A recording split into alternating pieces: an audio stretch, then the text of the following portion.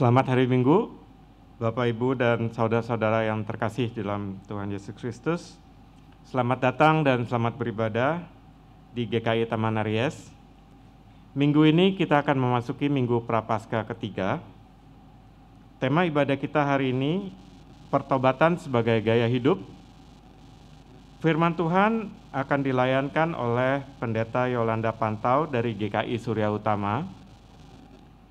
Sebelumnya, mari saudara-saudara sejenak kita menyimak beberapa watalisan berikut ini. Kebaktian onsite terbatas GKI Taman Aries kembali dibuka mulai Minggu 3 April 2022.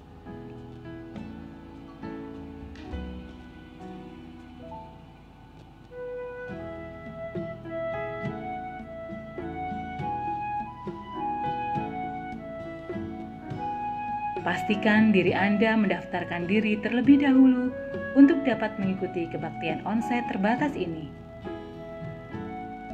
Pendaftaran dibuka setiap hari Senin sampai dengan Kamis. Ketentuan dan cara pendaftaran selengkapnya dapat dilihat di Warta Jemaat.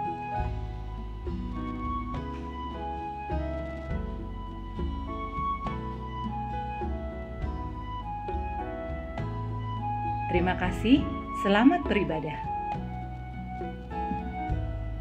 Halo Opa Oma, Ibu Bapak, Om Tante, Brother Sister. Ikutan sarasehan Komis Dewasa yuk.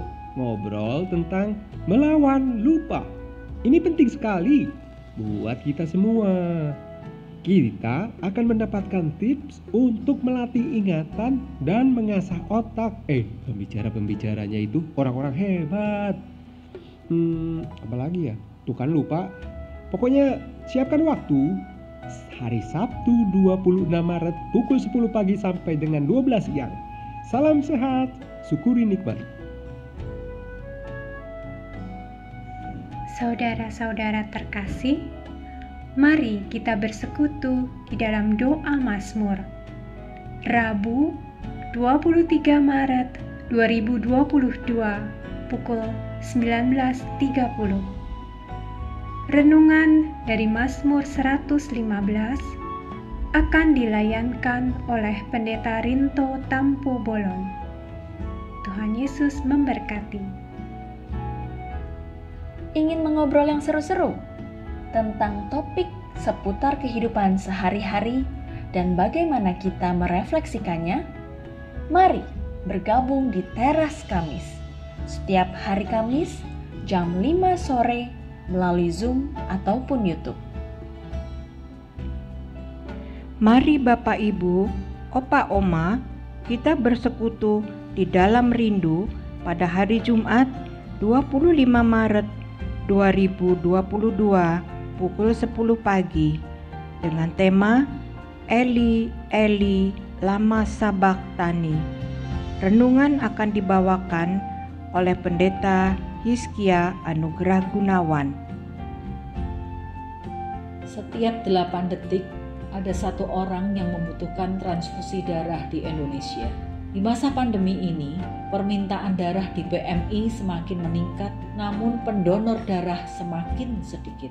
Dalam masa Prapaskah 2022, Panitia Paskah bersama Komisi Kesehatan GKI Taman Aries bekerja sama dengan PMI Jakarta Barat mengajak seluruh umat untuk berbagi dengan sesama melalui aksi donor darah secara kolektif pada tanggal 1 sampai 3 April tahun 2022. Pendonor akan dipandu supaya aman. Daftarkan diri Anda melalui link yang tersedia atau WA yang tercantum dalam Warta Jemaat. Umat juga dapat mengajak orang lain untuk berpartisipasi dalam aksi donor darah dengan membagikan informasi ini. Terima kasih. Memasuki masa raya Paskah 2022, Panitia Paskah mengajak seluruh umat untuk berbagi kisah kehidupan tentang berani hidup karena Yesus hidup. Kisah tersebut dapat diceritakan dalam bentuk tulisan, puisi atau prosa, gambar maupun video singkat. Pengumpulan paling lambat hari Minggu 3 April 2022. Kisah akan dikompilasi menjadi e-book edisi khusus Paskah 2022 yang diharapkan dapat menjadi berkat bagi umat. Keterangan selengkapnya dapat dilihat di Warta Jemaat. Menyambut masa raya Paskah, mari kita bersama menyiapkan rangkaian lilin Paskah di rumah masing-masing, yaitu 6 lilin berwarna ungu dan 1 lilin berwarna putih diletakkan di tengah. Usahakan sebisa mungkin rangkaian lilin ini diletakkan di meja dekat kita melakukan ibadah online di rumah. Pastikan lilin putih sudah menyala sebelum ibadah dimulai. Adapun penyalaan lilin ungu akan dipandu dalam ibadah setiap minggunya. Mari kita memasuki ibadah masa raya Paskah dengan sukacita. Berani hidup karena Yesus hidup. Demikian Warta Lisan hari ini. Keterangan selengkapnya dapat dilihat di Warta Jemaat. Mari kita bersaat teduh.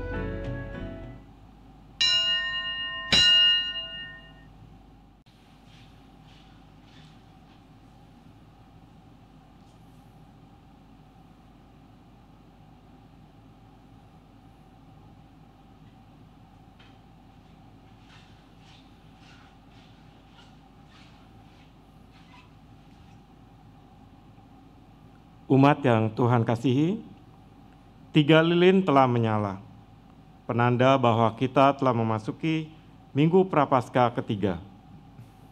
Dengan berdiri, mari kita naikkan syukur kepada Tuhan, Sang Anak Domba yang kudus, yang telah memikul dosa dunia. Mari berterima kasih kepada Tuhan, Sang Anak Domba yang lembut, yang dengan rela telah menebus hutang besar manusia.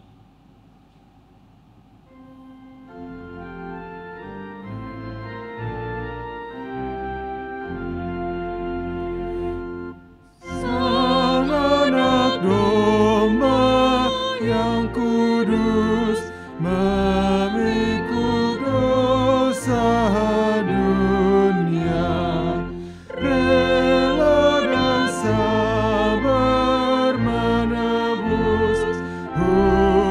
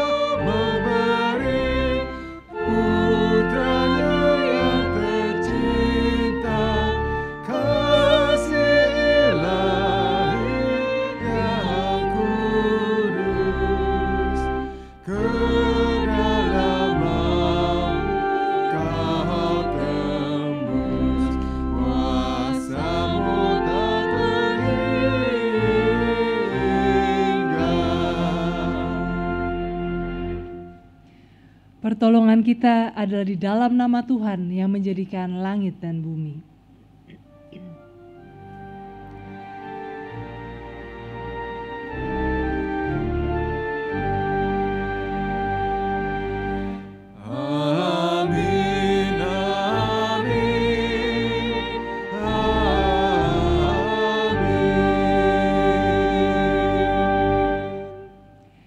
Salam sejahtera bagi saudara dimanapun saudara berada, Tuhan beserta saudara. Dan beserta saudara juga. Saudara-saudara, hidup keagamaan di negeri kita ini tampaknya semakin semarak. Segala hal diberi label keagamaan. Sayangnya hal ini tidak diikuti oleh kehidupan spiritualitas yang berkualitas, yaitu kehidupan yang mewujudkan kehendak Allah. Semaraknya hidup keagamaan seperti batu cadas dalam air, basah di luar tapi tidak meresap sampai ke dalam. Bukannya menata diri sendiri agar taat mengikuti kehendak Allah, seringkali kita malah sibuk menilai dan saling menghakimi hidup keagamaan orang lain. Maka peringatan hari ini bahwa penghukuman telah menanti orang yang bersikap demikian. Di Minggu Prapaskah yang ketiga ini diperdengarkan seruan agar setiap orang segera mencari Tuhan. Saudara-saudara, melalui tema pertobatan sebagai gaya hidup, kita masing-masing diajak untuk memeriksa diri, untuk menata diri, sehingga kita bisa menghasilkan buah pertobatan. Maka saudara-saudara, mari kita datang kepadanya, mau menyadari dan mengakui apa yang menjadi kegagalan kita dalam mengikuti kehendak-Nya, dan memohon ampun atas segala dosa dan kesalahan kita. Saya mengajak umat untuk berdoa secara pribadi masing-masing, dan nanti kita akan berdoa bersama. Mari kita berdoa.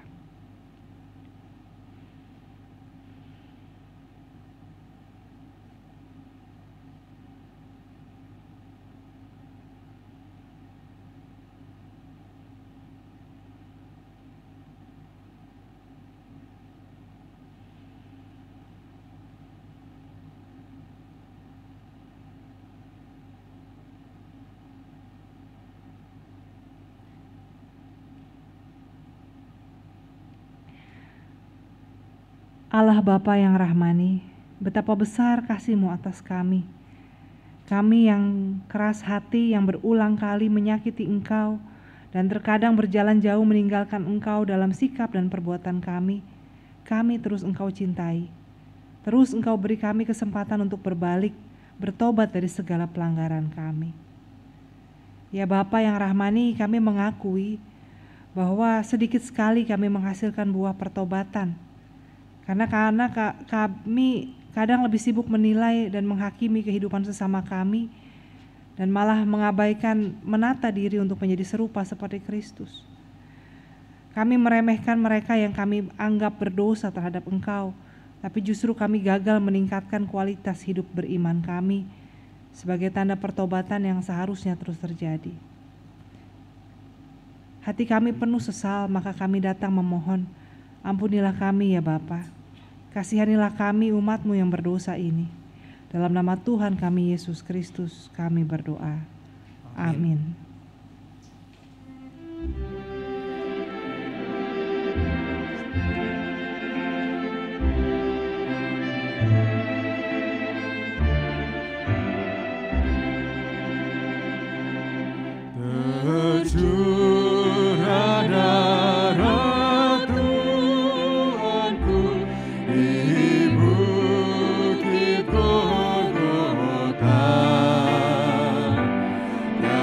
Yang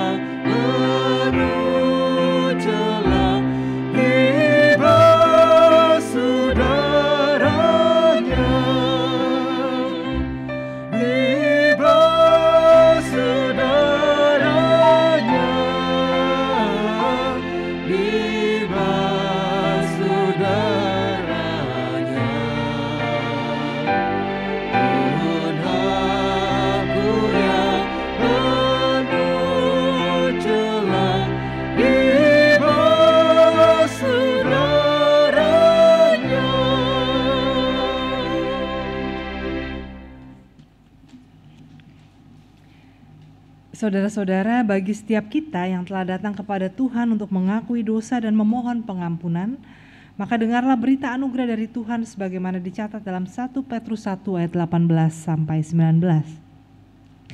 Sebab kamu tahu bahwa kamu telah ditebus dari cara hidupmu yang sia-sia, yang kamu warisi dari nenek moyangmu itu bukan dengan barang yang fana, bukan pula dengan perak atau emas, melainkan dengan darah yang mahal, yaitu darah Kristus yang sama seperti darah anak domba yang tidak bernoda dan tak bercacat.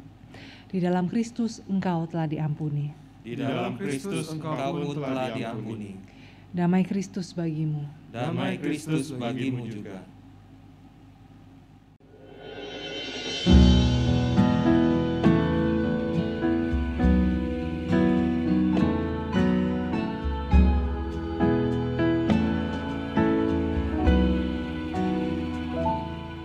Tak dapat kami pahami caramu menjawab jeritan orang yang susah, tetapi kami yakini rahmat-Mu berkarya di dalam ragu dan resah.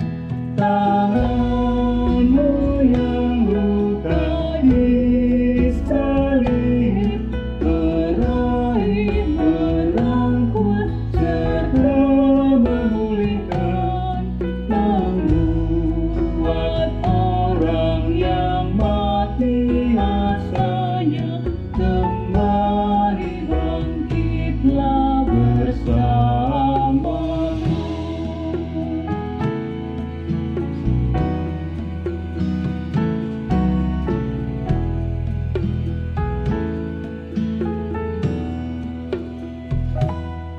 Duka di hati yang tak kunjung pergi, dan rasa bersalah di masa lalu, gentarnya hadapi masa mendatang, berpadu membuat hati tertekan.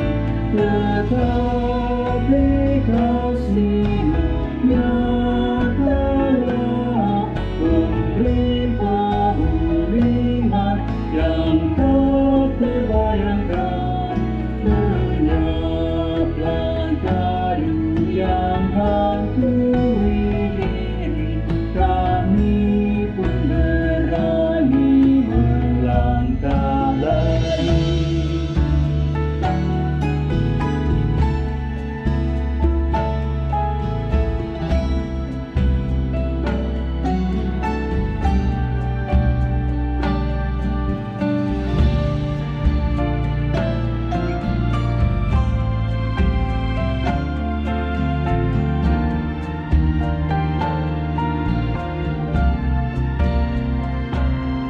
Kau sambut setiap orang yang datang memohon ampunan dan pertolongan. Tangan-Mu Sang Juru Selamat dunia berkarya di dalam sentuhan tenang. Tawatlah umat-Mu yang telah, baik jiwa dan raga, pulihkan segera. Lepaskan damai yang dihimpit duka, sehingga yang gundah merasa lega.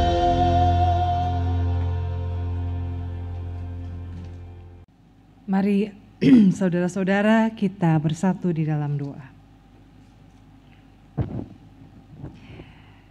Ya Tuhan, biarlah kiranya kami mengalami kelegaan dari segala beban kami, kegundahan kami, kegelisahan kami, hanya di dalam Engkau, di dalam firman-Mu, Biarlah kiranya Engkau yang menunjukkan kepada kami apa yang harus kami lakukan.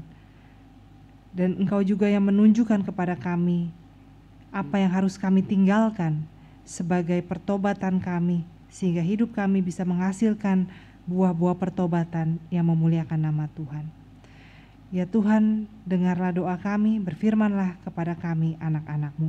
Dalam nama Tuhan kami Yesus Kristus kami berdoa. Amin.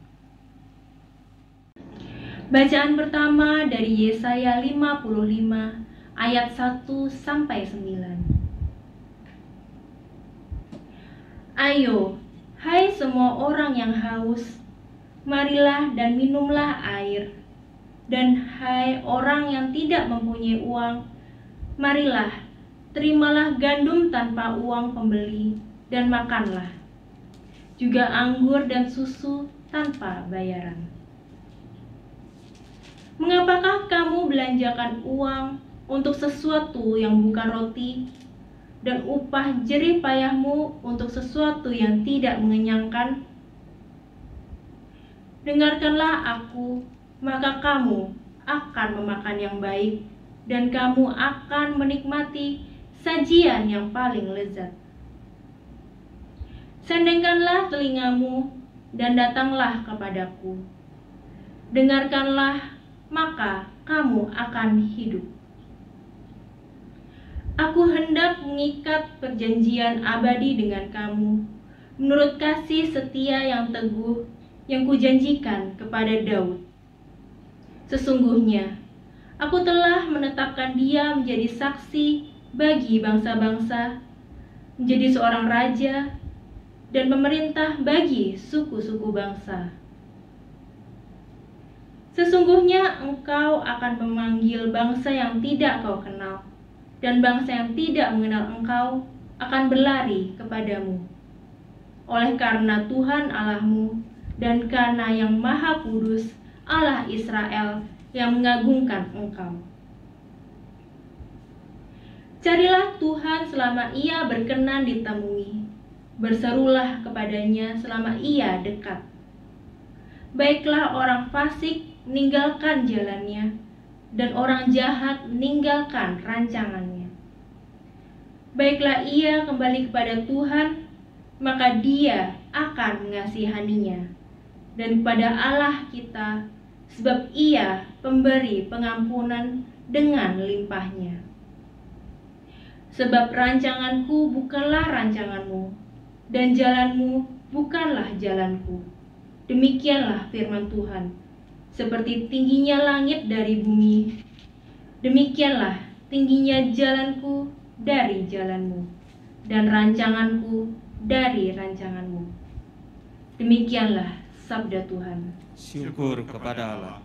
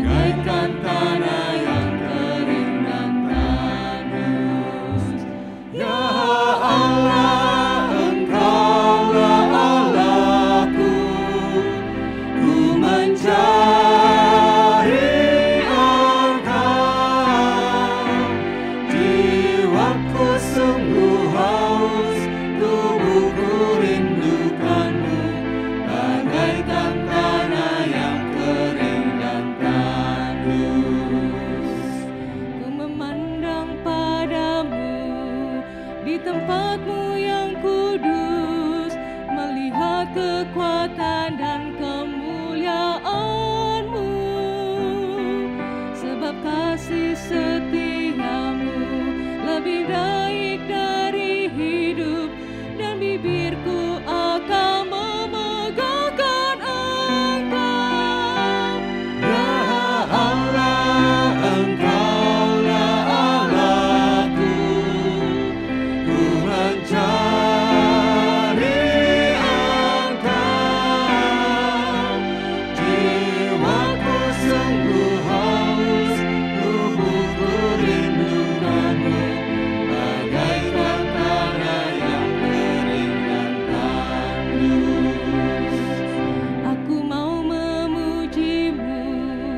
di seumur hidupku dan menaikkan tanganku demi nama-Mu. Dikenyangkannya jiwaku bak dengan lemak dan sumsum, dengan bibir yang bersorai ku memuji. Ya Allah, Engkaulah Allahku, ku mencari Engkau. Jiwaku sungguh haus, tubuhku rindukan-Mu, bagaikan tanah yang kering dan tandus. Bila ku mengingat-Mu dari tempat tidurku, merenungkan Engkau di sepanjang malam. Sungguh Engkau telah menjadi pertolonganku ya Tuhan, dalam naungan sayap-Mu aku bersorak. Ya Allah, Engkaulah Allahku, ku mencari Engkau. Jiwaku sungguh haus, tubuhku rindukan-Mu, bagaikan tanah yang kering dan tandus.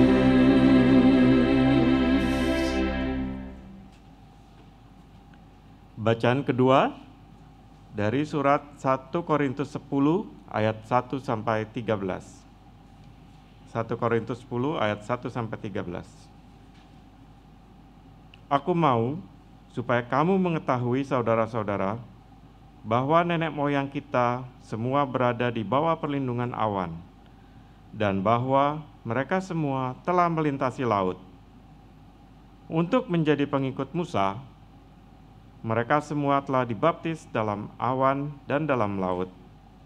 Mereka semua makan makanan rohani yang sama, dan mereka semua minum minuman rohani yang sama.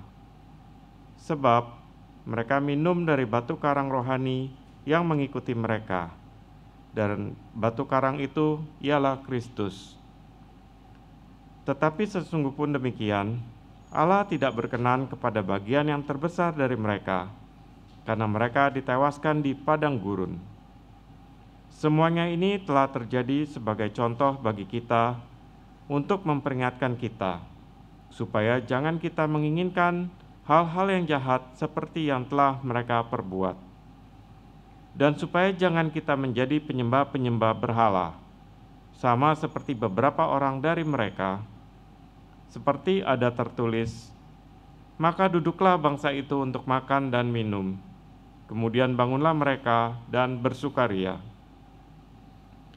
Janganlah kita melakukan percabulan seperti yang dilakukan oleh beberapa orang dari mereka, sehingga pada satu hari telah tewas 23.000 orang. Dan janganlah kita mencobai Tuhan seperti yang dilakukan oleh beberapa orang dari mereka, sehingga mereka mati dipangut ular. Dan janganlah bersungut-sungut seperti yang dilakukan oleh beberapa orang dari mereka, sehingga mereka dibinasakan oleh malaikat maut. Semuanya ini telah menimpa mereka sebagai contoh dan dituliskan untuk menjadi peringatan bagi kita yang hidup pada waktu di mana zaman akhir telah tiba. Sebab itu, siapa yang menyangka bahwa ia teguh berdiri? Hati-hatilah supaya ia jangan jatuh. Pencobaan-pencobaan yang kamu alami ialah pencobaan-pencobaan biasa yang tidak melebihi kekuatan manusia. Sebab Allah setia, dan karena itu Ia tidak akan membiarkan kamu dicobai melampaui kekuatanmu. Pada waktu kamu dicobai, Ia akan memberikan kepadamu jalan keluar, sehingga kamu dapat menanggungnya. Demikianlah sabda Tuhan. Syukur kepada Allah.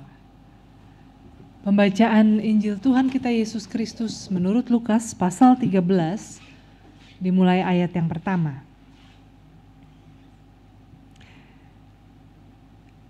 Pada waktu itu datanglah kepada Yesus beberapa orang membawa kabar tentang orang-orang Galilea yang darahnya dicampurkan Pilatus dengan darah korban yang mereka persembahkan. Yesus menjawab mereka, "Sangkamu orang-orang Galilea ini lebih besar dosanya daripada dosa semua orang Galilea yang lain karena mereka mengalami nasib itu? Tidak, kataku kepadamu. Tetapi jikalau kamu tidak bertobat, kamu semua akan binasa atas cara demikian. Atau sangkamu ke-18 orang yang mati ditimpa menara dekat Siloam lebih besar kesalahannya daripada kesalahan semua orang lain yang diam di Yerusalem? Tidak, kataku kepadamu. Tetapi jikalau kamu tidak bertobat, kamu semua akan binasa atas cara demikian." Lalu Yesus mengatakan perumpamaan ini. Seorang mempunyai pohon ara yang tumbuh di kebun anggurnya, dan ia datang untuk mencari buah pada pohon itu, tetapi ia tidak menemukannya. Lalu ia berkata kepada pengurus kebun anggur itu, "Sudah 3 tahun aku datang mencari buah pada pohon ara ini, dan aku tidak menemukannya. Tebanglah pohon ini. Untuk apa ia hidup di tanah ini dengan percuma?" Jawab orang itu, "Tuhan, biarkanlah dia tumbuh tahun ini lagi.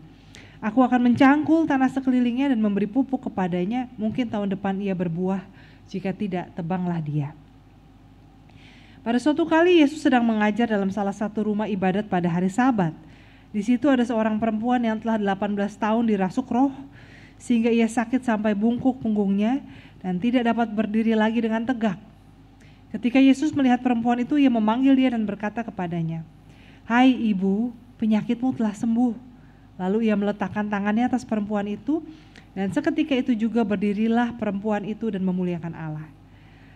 Tetapi kepala rumah ibadat gusar karena Yesus menyembuhkan orang pada hari Sabat, lalu ia berkata kepada orang banyak, "Ada 6 hari untuk bekerja, karena itu datanglah pada salah satu hari itu untuk disembuhkan, dan jangan pada hari Sabat." Tetapi Tuhan menjawab dia katanya, "Hai orang-orang munafik, bukankah setiap orang di antaramu melepaskan lembunya atau keledainya pada hari Sabat dari kandangnya dan membawanya ke tempat minuman? Bukankah perempuan ini yang sudah 18 tahun diikat oleh iblis harus dilepaskan dari ikatannya itu karena ia adalah keturunan Abraham?"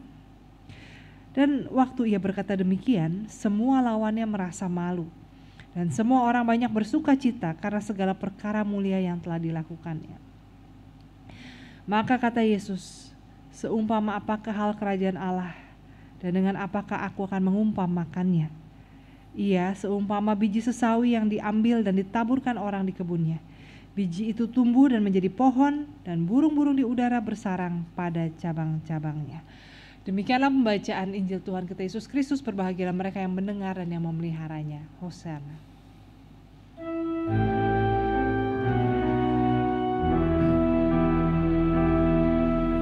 Hosana,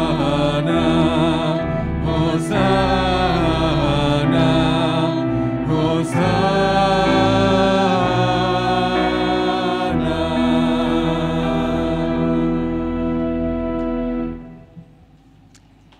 Saudara-saudara, selamat pagi, selamat hari Minggu.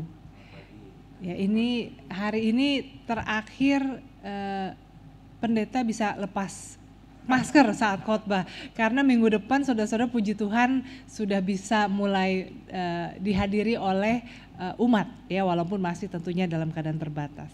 Jadi saya menggunakan kesempatan ini untuk lepas masker saudara-saudara. Saudara-saudara, tema kita hari ini bicara soal pertobatan sebagai gaya hidup. Tapi kalau kita lihat bacaan Alkitab kita hari ini, sebetulnya kalau saudara-saudara yang setia membaca Alkitab menggunakan leksionari atau pakai renungan wasiat dari YKB, beberapa hari ini sebetulnya kita sudah disiapkan untuk bacaan kita hari Minggu ini. Ya, mulai dari bacaan tentang Lukas 6 tentang jangan kamu menghakimi karena dengan ukuran yang kamu pakai akan dikenakan padamu ukuran yang sama bahkan lebih berat. Ya, lalu kemudian juga kemarin juga bicara soal pohon dikenal dari buahnya. Dan dalam Injil Lukas pasal 13 ini sebetulnya paralel dengan Injil Lukas pasal 6 yang beberapa hari kita baca tentang jangan menghakimi, keluarkan dulu balok dari matamu sebelum mengeluarkan selumbar di mata saudaramu, dan tunjukkanlah buah pertobatan. Hal yang sama, tapi ini kalau Lukas 6 itu sifatnya pengajaran Tuhan Yesus, maka Lukas 13 ini pada prakteknya. Dan ini menarik ya. Sudah diajarin jangan menghakimi, tapi bertobatlah, tunjukkan buah pertobatanmu. Tapi beberapa saat kemudian murid-murid Yesus justru datang bercerita tentang orang-orang yang dibunuh oleh Pilatus dan orang-orang yang terbunuh oleh menara yang runtuh, dan mereka memang nggak dijelaskan mereka ngomongnya apa, tapi dari nada teguran Tuhan Yesus kepada mereka kelihatannya mereka masih menghakimi. Makanya Tuhan bilang, sangkamu mereka lebih banyak dosanya daripada kamu. Enggak, no. Tapi kalau kamu gak bertobat, nasib mereka akan terjadi padamu. Dan saudara-saudara, betapa susahnya manusia untuk tidak menghakimi. Jadi sekalipun sudah diajarin, jangan menghakimi. Bahkan dikatakan sebetulnya kan itu peringatan yang keras ya, kamu menghakimi begitu ya. Ukuran yang sama akan dipakai kepadamu, bahkan ukuran yang dikatakan tuh kalau kayak kita nyimpen tepung ke toples, kan kita nyimpen tepung ke toples itu suka kita goyang, terus kita tekan supaya muat lebih banyak gitu ya. Jadi kalau kamu menghakimi dengan ukuran yang seperti itu, kamu akan dihakimi dengan ukuran yang sama, bahkan yang lebih dipadatkan, digoyang supaya muat lebih banyak. Jadi jangan menghakimi. Tapi udah diajarin begitu masih juga menghakimi, bahkan menghakimi orang yang bernasib malang. Nah saudara-saudara, kenapa sih manusia tuh sangat suka menghakimi orang? Ya, jadi bacaan kita hari ini bicara soal dua hal, soal jangan menghakimi tapi bertobatlah. Nah kita bicara dulu soal menghakimi.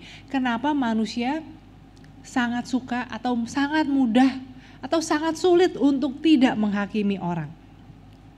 Saudara-saudara, sebetulnya manusia sulit untuk menghakimi orang karena kita sudah diajarkan dari kecil. Ya, mungkin tanpa sadar dan maksudnya baik. Jangan bergaul sama anak itu, dia bandel, ya jangan main sama dia, kamu ntar jadi ikutan bandel.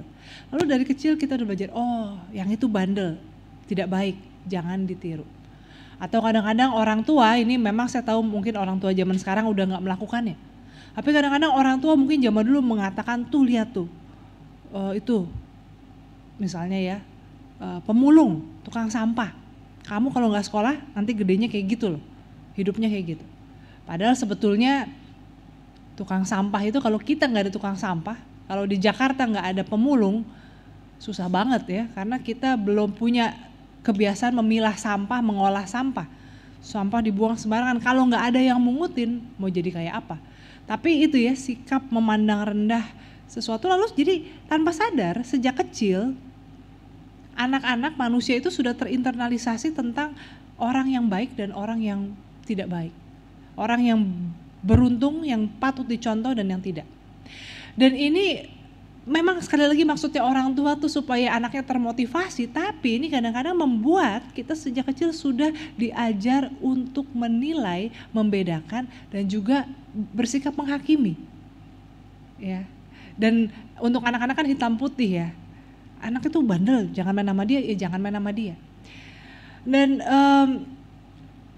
ketika kita semakin besar, semakin dewasa, maka kita menjadikan sikap menghakimi ini untuk proteksi diri kita, proteksi ego kita. Orang ini kok kayaknya gak menyenangkan ya, saya gak mau berteman dengan dia. Karena kalau orang yang kayak begini saya berteman sama dia, pasti suatu saat omongan dia akan menyakiti hati saya. Pasti suatu saat saya akan dirugikan oleh dia. Atau kita juga menghakimi juga misalnya gitu, orang itu nasibnya malang ya, kasihannya dia ya. Keluarganya berantakan, usahanya gagal, atau mungkin pokoknya jelek lah gitu ya. Itu juga melindungi ego kita untuk membuat kita feel better. Ya sejelek-jeleknya hidup saya gak seperti dia lah. Dan saudara-saudara, ini yang membuat manusia sulit untuk tidak menghakimi, karena tadi ya sudah terinternalisasi sejak kecil menjadi pola kita untuk memandang dunia, baik, buruk, benar, salah. Dan sebetulnya kan mestinya yang diajarkan baik, buruk, benar, salah itu adalah perbuatannya. Ya kayak misalnya kamu jangan malas karena kemalasan itu tidak baik. Bukannya kita lihat itu orang karena dia malas itu udah menghakimi, belum tentu dia malas. Karena dia malas maka kerjaannya keras, susah, kotor gitu. Nah sebetulnya Kristennya diajarkan bahwa ini tidak baik, jangan jadi seperti itu. Tapi ini kita seringkali lompat pada manusianya. Dan ini membuat kita jadi sulit untuk bisa belajar. Nah saudara-saudara, bagaimana seharusnya kita memandang peristiwa-peristiwa tidak baik yang dialami oleh sesama kita tanpa menghakimi. Ya, ketika misalnya kita dengar ada artis selingkuh atau ada pendeta terbukti dia korupsi lalu harus mengundurkan diri dan sebagainya, misalnya hal-hal seperti ini, bagaimana harusnya ketika kita mendengar ini tanpa jatuh pada sikap menghakimi. Ya, ini berlaku bagi kita sebagai orang dewasa maupun kita dalam mengajarkan anak-anak juga, supaya jangan anak-anak itu sudah terinternalisasi untuk terus menghakimi, karena Tuhan bilang jangan menghakimi. Saudara-saudara, pertama pandanglah sesama kita itu sebagai bagian dari diri kita. Ketika kita bersikap menghakimi, sebetulnya kita sedang mengatakan bahwa saya gak peduli dengan kamu, kamu bukan saya gak peduli perasaan kamu, nasib kamu, tapi saya mau take something, mengambil sesuatu dari kemalangan kamu. Entah mungkin tadi proteksi ego, saya merasa, aduh kamu malang ya, seenggaknya saya merasa lebih baik. Atau kamu ternyata kelihatannya aja baik ya, ternyata kamu jahat loh, ternyata kamu penuh dengan dosa. Ya mendingan kayak saya lah ya, walaupun kelihatan banyak dosanya tapi ya gak sejahat kamu gitu ya. Saudara-saudara, ketika kita melakukan penghakiman seperti ini, kita menganggap orang lain bukan bagian dari kita. Nah, seandainya orang yang sedang jatuh, orang yang sedang mengalami kemalangan, yang kemudian kita pikir ini dosanya nih banyak atau Tuhan lagi menghukum dia, misalnya ya pemikiran seperti itu. Seandainya orang itu adalah saudara kita, adalah anak kita, adalah pasangan hidup kita, adalah orang tua kita, akankah kita bersikap seperti itu? Akankah kita bersikap senang ketika ada orang jatuh, ketika orang itu adalah keluarga kita, orang yang kita sayangi? Akankah kita menyukuri gitu ya, syukurin gitu ya, ketika itu adalah orang yang menjadi bagian dari diri kita? Ya mestinya enggak ya. Kalau itu terjadi artinya ada kepahitan yang perlu juga disembuhkan. Nah ketika kita melihat sesama kita siapapun dia, sebagai bagian dari diri kita, sebagai bagian dari satu umat manusia, sesama kita manusia, maka kita tentunya tidak menghakimi. Mungkin kita malah prihatin. Dan saudara-saudara, kalau kita bisa bersikap seperti itu, maka walaupun mungkin kita misalnya ada artis selingkuh gitu ya, lalu dibongkar, dibully oleh netizen gitu ya. Walaupun mungkin kita nggak kenal sama artis itu, atau kita juga nggak mungkin datang ke rumahnya atau telepon dia, yang kuat ya, sabar, be strong gitu ya, nggak mungkin karena nggak kenal. Tetapi maka peristiwa tidak menyenangkan yang dialami oleh orang itu bisa menjadi apa? Peringatan untuk kita. Nah di sini yang kemudian disampaikan juga oleh surat Korintus ya, surat 1 Korintus tadi kan juga senada dengan Lukas pasal 13. Ya, tentang orang-orang yang mati, orang-orang yang terbunuh dan sebagainya. Dan kalau Paulus agak tegas dia katakan, karena mereka berdosa, karena mereka berzina, mereka berbuat cabul, meninggalkan jalan Tuhan, menyembah berhala dan sebagainya. Tapi poinnya adalah bukannya untuk menghakimi mereka, tetapi jadikanlah itu sebagai peringatan. Jadi saudara-saudara, supaya kita tidak menghakimi, ketika kita melihat ada orang jatuh, ada orang mengalami kemalangan, ada orang sedang mungkin tanda kutip sedang dihukum, ya bukan dicobai tapi bukan mengalami pencobaan, tapi memang sedang menuai apa yang dia tabur, jangan bersukacita, jangan menyukuri, pandanglah dia sebagai bagian dari diri kita, pandanglah dia sebagai saudara kita, sahabat kita. Kan kalau itu terjadi pada orang yang dekat pada kita, kan kita ikut malu ya. Kita ikut sedih, ikut galau. Maka berempatilah. Dan jadikan peristiwa itu sebagai peringatan, karena itu bisa terjadi pada kita dalam bentuk yang berbeda, untuk sebab yang juga berbeda kalau kita tidak bertobat. Nah, jadi dalam hal ini sekali lagi ya, lawan dari penghakiman adalah mengasihi sama kita seperti diri kita sendiri. Melihat sesama kita siapapun dia sebagai bagian dari kita. Sehingga kita tidak menghakimi dan justru kita prihatin. Kalau kita kenal, justru kita mau mengingatkan, menasehati. Dan kalau kita nggak kenal ya kita jadikan itu peringatan supaya kita tidak perlu mengalami nasib yang sama. Sekali lagi memang bedanya tipis ya antara aduh untung bukan kejadian pada saya, semoga nggak terjadi, antara mensyukuri yang egois dengan kita melihat itu dan menjadi peringatan untuk kita tidak mengalami nasib yang sama tanpa kemudian nyukurin dia gitu ya. Itu bedanya tipis, bedanya adalah di keadaan mental di mana kita have fear. Have fear ini dalam arti punya rasa takut. Tapi have fear ini beda dengan be afraid, ketakutan. Saudara, kan fear of God ya, takut akan Tuhan. Memang dalam bahasa Indonesia takutnya cuma satu ya, antara fear dan afraid itu takut. Itu ya mungkin ada kata ngeri ya. Takut ini sebetulnya lebih pada bentuk sadar, eling, terbuka mata kita dan menjadi mawas diri. Jadi bukannya takut kayak takut dihukumnya, rasa takut karena takut konsekuensi, tapi sadar bahwa kita ini siapa sih? Bahwa kita ini penuh dengan ketidaksempurnaan. Siapa kita untuk menghakimi orang lain? Bahwa kita ini penuh dengan kerapuhan, bahwa nasib malang itu bisa terjadi pada siapapun. Seperti Tuhan katakan, sangkamu orang yang ketimpa menara itu lebih besar dosanya. Tapi kalau kamu gak bertobat itu bisa terjadi padamu. Ya. Dan betapa sering ketika orang menghakimi seseorang, penghakiman itu segera kembali kepada dia. Saudara-saudara hati-hati karena penghakiman itu kalau salah alamat akan balik kepada pengirimnya. Jadi jangan menghakimi tapi have fear. Nah, have fear ini yang mengajak kita berpindah pada topik yang kedua dalam tema kita hari ini, yaitu pertobatan. Saudara-saudara, pertobatan itu sering kali memang orang tuh bertobat tuh karena kapok. Dan dalam suasana kapok itu biasanya ada rasa takut ya. Aduh jangan deh, kapok, gak mau lagi deh, jangan sampai itu terjadi lagi. Udah, bertobat ya, kapok. Ini sebetulnya agak-agak fear tapi juga agak afraid gitu ya, karena ngeri sama konsekuensinya. Tetapi jangan nunggu sampai kapok saudara-saudara. Kenapa? Karena kalau udah kapok itu kita udah babak belur, udah kejeduk, udah jatuh, udah mengalami konsekuensi yang tidak enak. Maka bertobat itu menjadi sebuah gaya hidup, artinya sebelum kita dihajar atau dihukum, menuai konsekuensi dari apa yang kita tabur, kita bertobat setiap saat. Nah saudara-saudara, pertobatan itu sendiri dalam bahasa Yunani, metanoia, artinya adalah perubahan pikiran. Ya, makanya itu bagus untuk nama toko buku. Ini bukannya promosi, endorsement, bukan saudara-saudara. Karena ketika orang baca buku, apa yang ditransformasi? Pikirannya kan.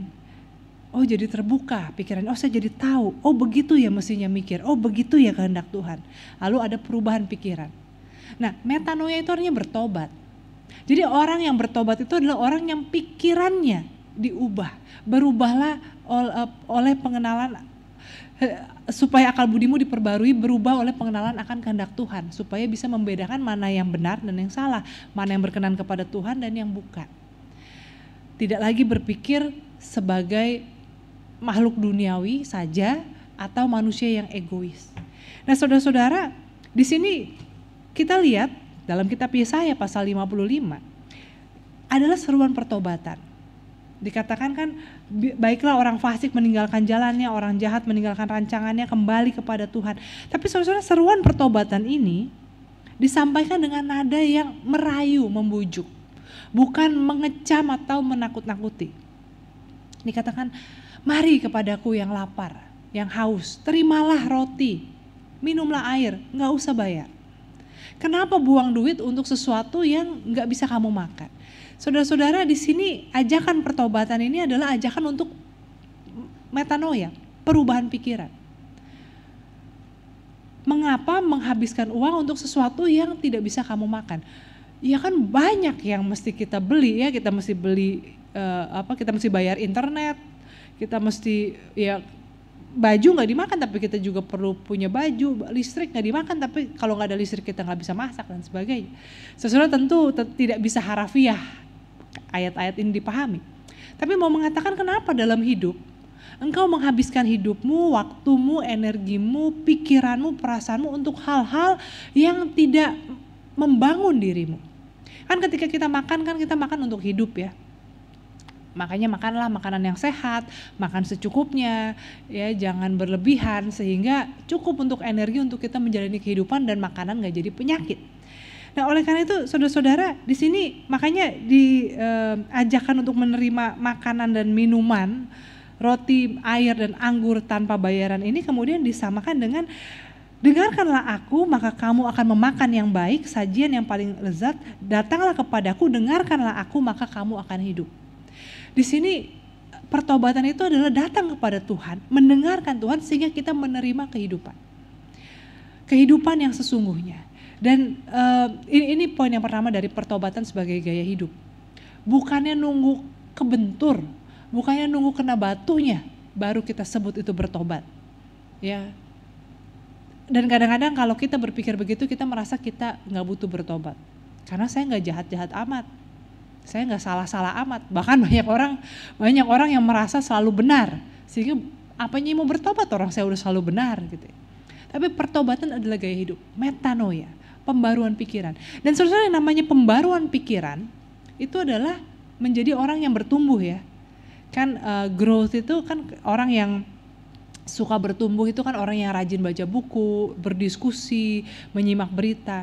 Dan itu kan nggak cukup sampai selesai sekolah lalu udah deh saya nggak mau baca buku lagi, bakar semua buku itu, enggak ya. Tapi kita terus bertumbuh ya walaupun katanya orang Indonesia tuh sangat kecil minat bacanya. Mungkin kita sekarang nggak baca buku, mungkin kita dengerin YouTube, dengerin podcast dan sebagainya. Tapi kita mau terus bertumbuh. Nah maka pertobatan itu juga terus menerus, nggak merasa sudah cukup. Mencari tahu, memeriksa diri apa yang masih perlu untuk diperbaiki. Nah yang kedua saudara-saudara, maka pertobatan itu adalah ketika kita melakukannya dalam hubungan dengan Tuhan.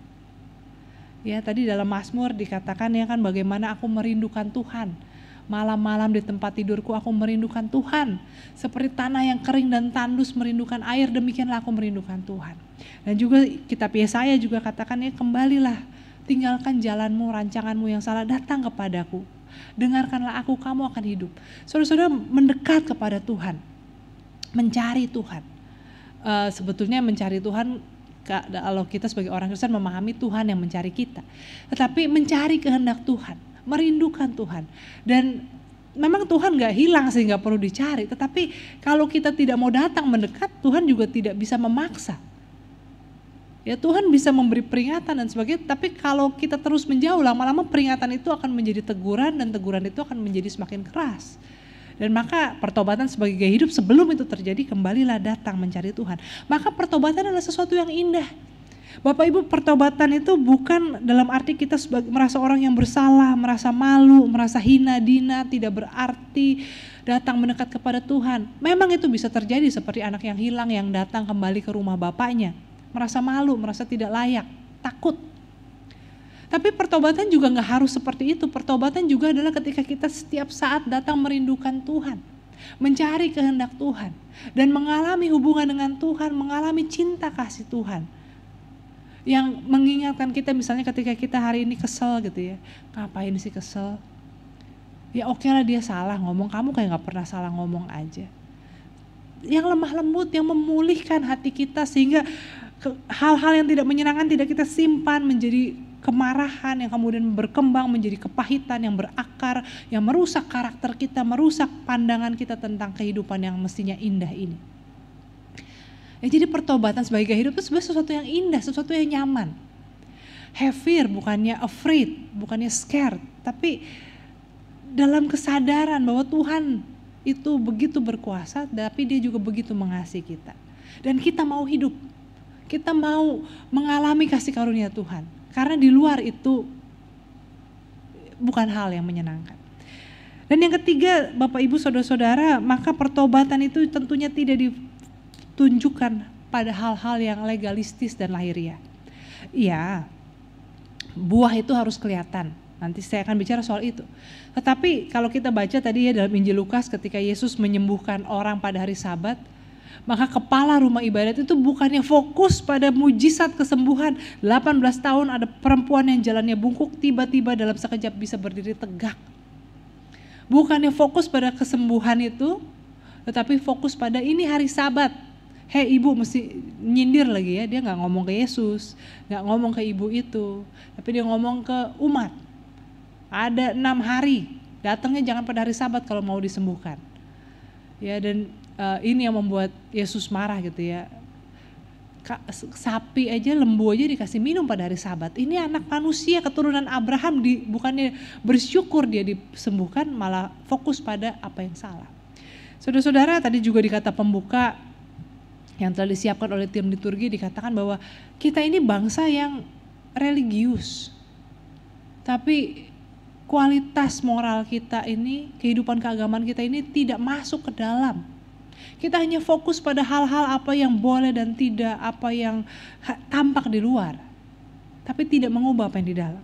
Dan saudara-saudara, kalau dibandingkan masyarakat kita ya, yang religius ini yang sangat beragama, sehingga ketika jatah vaksin pertama diberikan, pemuka agama itu salah satu yang dapat pertama ya, termasuk saya, karena dianggap begitu penting peran agama, pemuka agama untuk menertibkan umat, untuk mau divaksin, untuk mau tidak berkumpul dan sebagainya. Tetapi saudara, dibandingkan dengan banyak masyarakat sekular, bahkan masyarakat yang mungkin tadinya komunis, karena sekarang udah gak ada lagi ya negara komunis, apakah moralitas kita sebagai bangsa lebih baik? Seringkali tidak. Di negara-negara sekular kadang-kadang kita kalau, misalnya contohlah di Jepang gitu ya, kita kehilangan barang, jatuh dompet gitu, kita balik masih ada, atau ada yang menemukan utuh isinya. Di sini kadang-kadang di gereja aja atau mungkin di tempat-tempat ibadat ya banyak cerita ya, sendalnya ketukar ya, atau juga kadang-kadang di gereja juga ketika lagi nyanyi gitu, tas taruh di samping, begitu dilihat loh isinya udah berkurang atau bahkan tas-tasnya hilang. Saudara-saudara, oleh karena itu pertobatan itu dimulai dari hati. Ya. Pertobatan kan tadi metanoia, kita bukan soal mengubah cara. Ini lagi Minggu Prapaskah, lagi banyak aksi penyangkalan diri. Oke deh, saya nggak akan makan daging gitu. Atau mungkin ada yang saya nggak ngerokok deh gitu. Lalu setengah mati menghitung 40 hari ini kapan selesai berlalunya. Kalau hari Minggu kan nggak usah puasa ya kalau orang Kristen ya. Aduh asik gitu. Pokoknya menunggu kapan selesai masa-masa penderitaan ini. Kenapa? Karena belum ada perubahan kesadaran dari dalam mengapa tidak melakukan itu. Mengapa harus berpuasa, mengapa harus menyangkal diri dan sebagainya. Nah saudara-saudara, oleh karena itu pertobatan itu mulai dari dalam. Dan yang terakhir saudara-saudara, maka pertobatan juga harus kelihatan buahnya, dampaknya. Memang sekali lagi pertobatan mulai dari dalam, bukan dari luar duluan. Tetapi kita gak bisa terus-terusan bilang ke orang, kamu kan gak tahu hati saya sih baik loh udah bertobat. Tapi kalau hidup kita, dampaknya, perbuatannya, buah-buahnya masih tidak dapat dirasakan, dilihat oleh orang lain. Saudara-saudara, pohon itu dikenal dari buahnya. Ya, kecuali kita ahli pohon, dari daunnya juga bisa tahu ya, atau mungkin pohon pepaya kita bisa bedain lah, pohon pepaya sama pohon pisang walaupun tidak ada buahnya karena kita terbiasa melihatnya. Tetapi tetap ketika pohon itu tidak berbuah dikatakan kapak sudah siap untuk menebang. Saudara-saudara, akan ada orang yang mungkin berusaha untuk beri waktu. Tapi bahkan orang yang mengatakan beri waktu untuk orang ini bertobat pun terbatas. Di sini mau mengatakan bahwa waktu kita terbatas. Tuhan Maha Kasih, Tuhan Maha Sabar. Tapi kita bukan manusia super yang hidupnya tidak pernah selesai. Masa muda kita akan berakhir. Kesempatan-kesempatan kita untuk berkarya memang ya Colonel Sanders umur 65 baru buka KFC ya gitu. Tapi saudara, nggak semua orang eksepsional. Jadi gunakan waktu yang ada sekarang untuk menghasilkan buah-buah pertobatan. Buah pertobatan itu sikap, perkataan, hidup yang jadi berkat. Termasuk juga menggunakan talenta kita, karya kita, mencari tujuan hidup kita. Jangan menyia-nyiakan waktu Tuhan. Kenapa saudara-saudara saya bicara soal itu? Karena kemudian Yesus juga katakan bahwa kerajaan sorga seperti pohon sesawi, di mana dia menjadi tempat berteduh untuk banyak orang, burung-burung membangun sarang. Artinya buah pertobatan adalah kalau hidup kita bisa jadi berkat. Jadi berkat bukan soal punya materi banyak bisa bagi-bagi orang. Bukan. Tetapi bagaimana hidup kita pertama gak jadi beban buat orang, gak nyusahin orang. Bahkan hidup kita bisa jadi berkat, kehadiran kita itu, energi kita, cinta kasih kita itu membawa kebaikan dalam hidup orang. Dan itu adalah buah pertobatan. Ya, jadi menghasilkan buah itu buat kita nggak pakai musim. Nggak musim durian, nggak musim mangga, setiap saat, setiap waktu, karena keberadaan kita sebagai manusia adalah setiap saat, setiap waktu kita menghadirkan cinta kasih Allah. Biarlah kiranya saudara-saudara hari ini kita belajar untuk tidak menghakimi, tapi terus memeriksa diri dan mau bertobat. Berikut ini ada sebuah narasi yang sudah disiapkan untuk mengajak kita merenungkan apa yang menjadi firman Tuhan pada hari ini.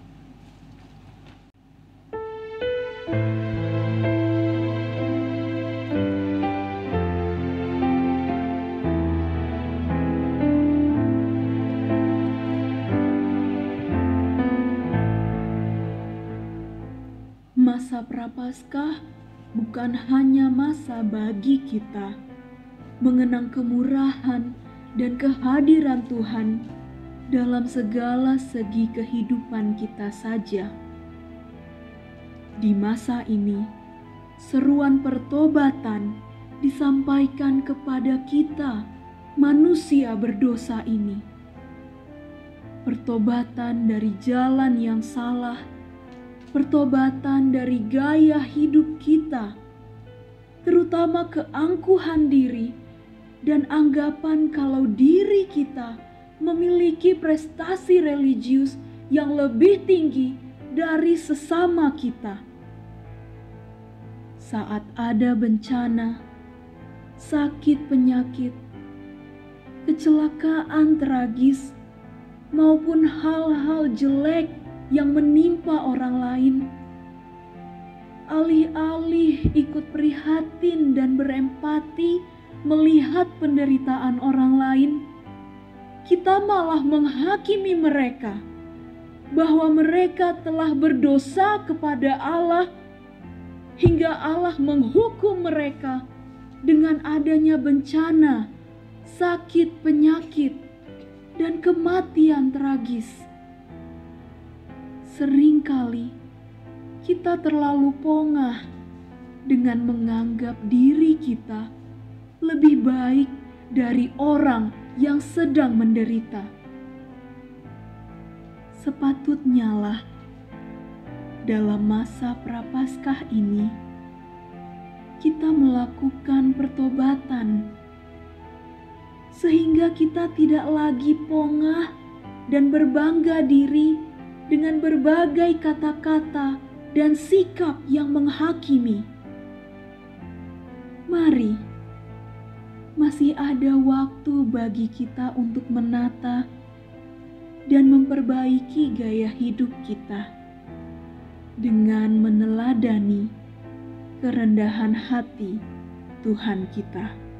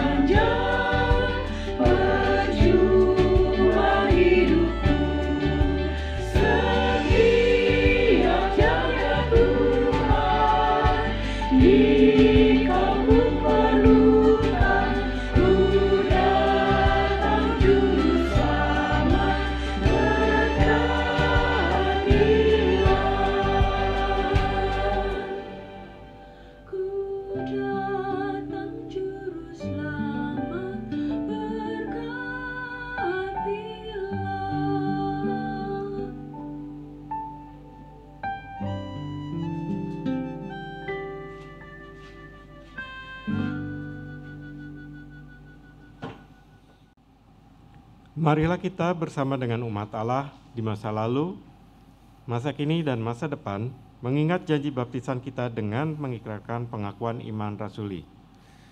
Aku percaya kepada Allah, Bapa yang Maha Kuasa, Khalik langit dan bumi, dan kepada Yesus Kristus, Anaknya yang tunggal Tuhan kita, yang dikandung dari Roh Kudus, lahir dari anak darah Maria, yang menderita sengsara di bawah pemerintahan Pontius Pilatus, disalibkan, mati dan dikuburkan, turun ke dalam kerajaan maut.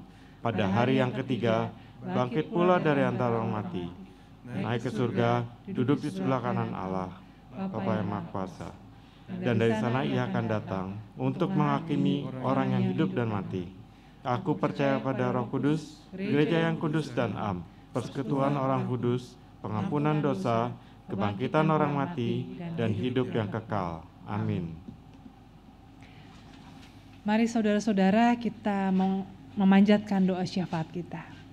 Mari kita berdoa. Tuhan Allah kami mengucap syukur kepadamu untuk kesempatan pertobatan yang terus-menerus Engkau berikan kepada kami. Dalam cinta kasih-Mu, dalam kesabaran-Mu, Engkau menuntun kami untuk semakin mengenali diri kami, mengenali luka-luka kami, menyadari nilai-nilai kami yang salah. Biarlah kiranya kami tidak mengeraskan hati, tapi mau Tuhan bentuk, Tuhan ubah, sehingga kami mengalami pembaruan pikiran di dalam Tuhan. Kami bisa tahu apa yang benar dan yang salah tanpa menghakimi sesama kami, dan terus membersihkan hati kami sehingga cinta kasih Tuhan boleh mengalir tanpa terhalang oleh ego kami, oleh sifat-sifat kami yang tidak memuliakan nama Tuhan. Dan biarlah kiranya semuanya itu boleh terwujud dalam buah-buah pertobatan, di mana hidup kami menjadi berkat bagi sesama kami. Ya Tuhan, saat ini kami juga mau berdoa bagi sesama kami yang membutuhkan pertolongan, yang membutuhkan kekuatan dan penghiburan dari Tuhan. Kami mau berdoa bagi mereka yang sakit, baik yang dirawat di rumah maupun di rumah sakit. Mereka yang juga harus menemani, merawat anggota keluarganya yang juga sedang sakit. Tuhan, kepada saudara-saudara kami ini berikanlah mereka kekuatan, berikanlah mereka juga kesehatan, kesembuhan, dan berikanlah juga mereka pengharapan di dalam Tuhan, sehingga dalam keadaan tubuh yang lemah mereka tidak kehilangan sukacita, dan bahkan iman mereka boleh semakin bertambah kuat merasakan pemeliharaan Tuhan. Saat ini Tuhan, kami juga mau berdoa bagi orang-orang yang bekerja di bidang medis, bagi para dokter, perawat, petugas ambulans, petugas rumah sakit, semuanya Tuhan. Kiranya Tuhan juga selalu menyertai mereka, memberikan mereka juga kesehatan dan juga sukacita dalam profesi panggilan mereka. Kami juga mau berdoa Tuhan untuk berbagai persiapan memasuki tahap baru dalam kehidupan new normal, baik gereja, tempat-tempat ibadah, perkantoran, dan juga sekolah dan universitas. Tuhan, berikanlah kami semua hikmat dalam menghadapi perubahan dan penyesuaian ini. Dan tolonglah kami juga sebagai masyarakat agar bisa menyesuaikan diri dengan masa new normal ini. Dan biarlah kiranya kehidupan kami dari hari ke hari boleh semakin baik di tengah pandemi ini. Kami mau serahkan juga Tuhan kehidupan kami pribadi lepas pribadi. Dalam segala pergumulan kami mau bawa ke dalam tangan Tuhan. Apakah itu pergumulan dalam keluarga mungkin, dalam rumah tangga, dalam relasi dengan sesama, dalam kesehatan, dalam pekerjaan. Apapun Tuhan yang menjadi pergumulan kami mau bawa ke dalam tangan Tuhan.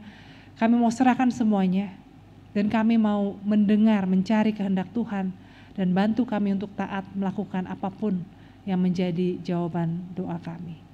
Ya Tuhan, doa kami ini kami panjatkan dalam nama Tuhan kami Yesus Kristus yang mengasihi kami, yang memberikan kami pengajaran dan teladan yang sempurna. Amin. Umat yang Tuhan kasihi, salah satu wujud pertobatan adalah kegirangan dalam mempersembahkan diri kepada Tuhan yang terus-menerus memberi kesempatan kita untuk bertobat. Maka marilah kita memberi persembahan yang terbaik kepada Tuhan, yang telah menganugerahkan alam sebagai sumber kehidupan dengan mengingat firman Tuhan yang tertulis dalam Mazmur 136 ayat 26. Bersyukurlah kepada Allah semesta langit, bahwasanya untuk selama-lamanya kasih setianya. Umat dapat mengirimkan persembahan melalui rekening GKI Taman Aries atas nama GKI Sinode Wilayah Jawa Barat atau dengan scan QRIS yang tertera di layar.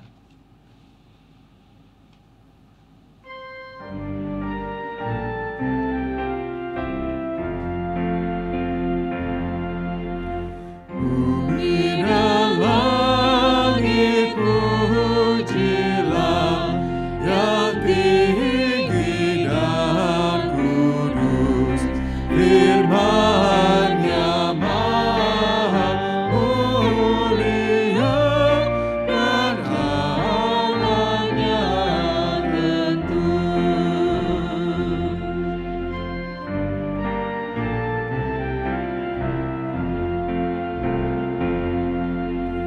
Betapa kasih hikmat-Nya kendati kita Sang Adam baru menjelma, penolong yang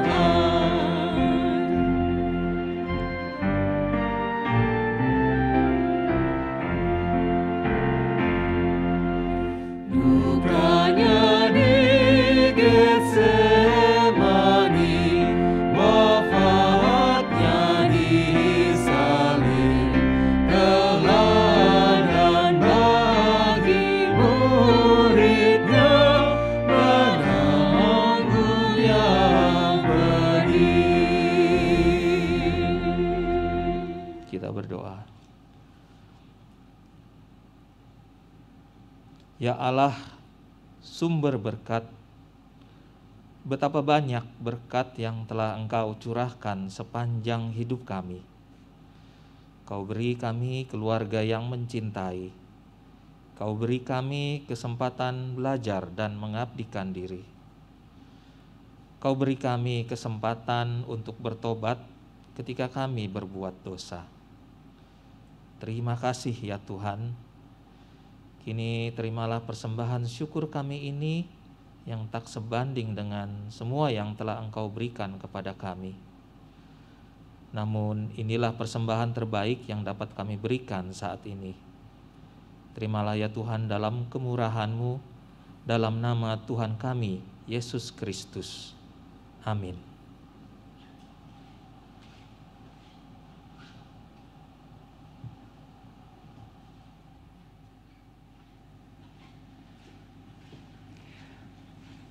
Umat yang Tuhan kasihi, kesempatan bertobat masih terus Tuhan sediakan.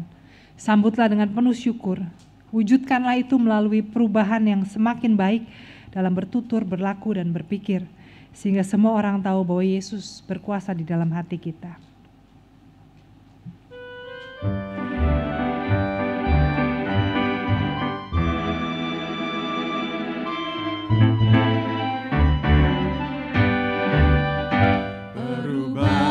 Besar di kehidupanku sejak Yesus di hatiku, di jiwaku bersinar terang yang cerah sejak Yesus di hatiku, sejak Yesus di hatiku, sejak Yesus di hatiku. Bagai ombak besar sejak Yesus di hatiku.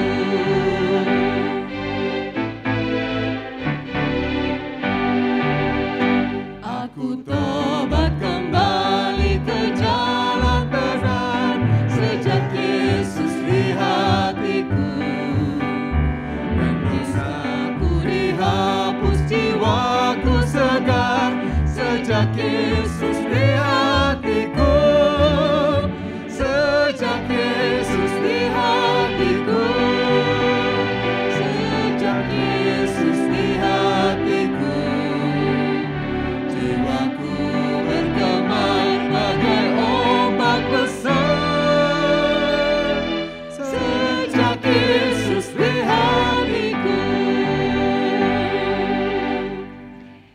Saudara-saudara, arahkanlah hatimu kepada Tuhan.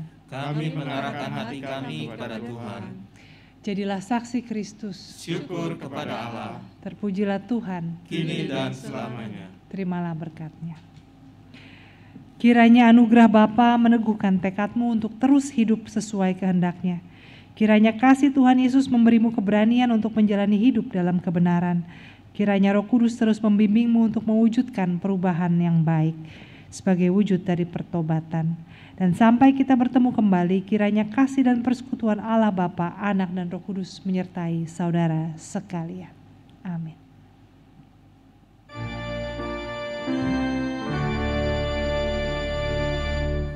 Hosana.